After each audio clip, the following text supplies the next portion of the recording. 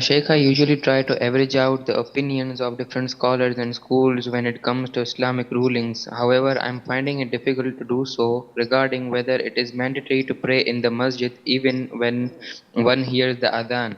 Some say it's fard or some say it's really recommended. As a layman, what should I do in this situation, especially when I'm a bit time conscious at the moment? Jazakallah khair. Wajazak. You have to follow your imam. You have to follow your sheikh. And as I said, as a layman, you can't just weigh the different opinions and say, meeny, miny, mo. You can't do that.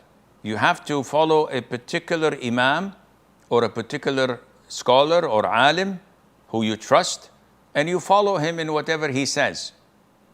As for the ruling on praying in the masjid in congregation for a man, the Prophet gave you the criteria in the hadith when he said to the blind man who came seeking his permission to pray home because he's blind, he doesn't have a guide that would take him to the masjid, and Medina streets are quite intimidating and scary.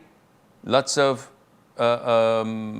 reptiles and snakes and scorpions and the likes. So the Prophet asked him one simple question. Do you hear the adhan? Which scholars say, do you live within the vicinity of the masjid where the adhan, if called on the top of the masjid as loud as it's possible, the voice would reach you if there are no obstacles in the way?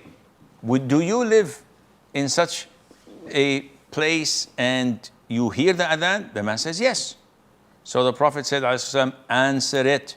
I have no excuse for you not to do so.